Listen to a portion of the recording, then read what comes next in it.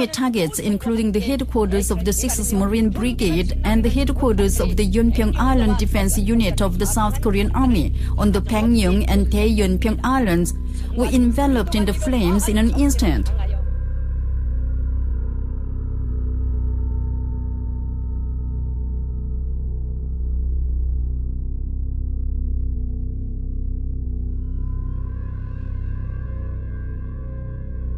Regime state-run media has reported that Kim Jong-un oversaw a special forces exercise simulating an invasion of South Korean border islands. It took place on Friday, the day the regime celebrated its 57th anniversary of the Songun, or military first ideology. You're looking at pictures of the drills there. The exercises included land, sea and air units attacking a target, simulating the South Korean border islands of Baekneung-do and Yeonpyeong-do. Kim is said to have been satisfied with the drills and called on the forces to be ready to occupy Seoul and South Korea in one go. North Korea did, in fact, shell Yeonpyeong-do in 2010, killing 4 South Koreans, which led to Seoul significantly increasing its military presence in the area. The respected Supreme Leader Kim Jong-un, Chairman of the Workers' Party of Korea, Chairman of the State Affairs Commission of the Democratic People's Republic of Korea, and Supreme Commander of the Korean People's Army, guided the contest. At the observation post, Kim Jong-un listened to the plan of the enemy target striking contest, looked around the special operation units taking their attack positions, and gave a combat order to start the contest. On the order of a sortie, the Red Hawks hit the enemy targets in succession. Then, different calibers of multiple launch rocket systems and self-propelled gun howitzers opened fire all at once. The shells beat the islands simulating the Pangyung and Daeyeonpyeong Islands. The special operation units started the battle to occupy the islands. The combatants of the special operation units, who landed on the enemy targets from the heli-hopping light transport planes, and the combatants who stealthily infiltrated underwater into the islands, rained fire without giving the enemy the breathing space. On the same time, the combatants aboard the rubber boats dashed up the enemy camp to make a surprise landing. The combatants killed all the enemy, making last-ditch efforts in various ways of combat action. As well as developing and testing missiles, North Korea is forging ahead with its nuclear ambitions.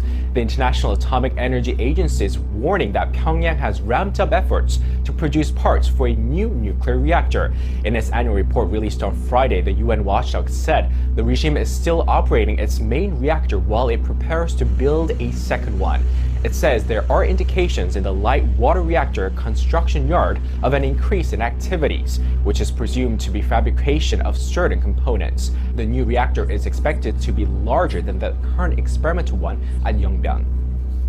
Kim Jong-un expressed great satisfaction over the successful contest.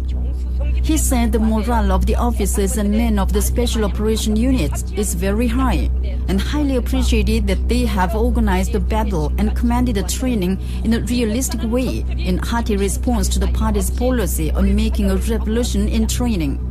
He said, "Good point in the current target striking contest is that formalism has been overcome in training and the training diversified.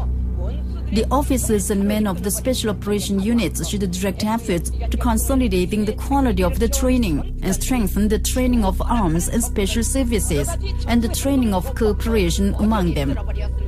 In the future too, the People's Army should organize and conduct a lot of actual war trainings for completing the cooperation between services and arms and extraordinarily enhance the fighting efficiency to cope with any forms of operational spaces and combat styles, and thus annihilate the enemy's stronghold of aggression completely once an order of attack is given. The People's Army should firmly defend the unique ideological and mental qualities of the revolutionary armed forces no army of the world can have, and harden their will to mercilessly sweep away the enemy only with arms, occupy Seoul at the goal, and pacify South Korea," he said, and called for actively rousing the service personnel to the struggle for scaling the target of army building to be hit by the People's Army.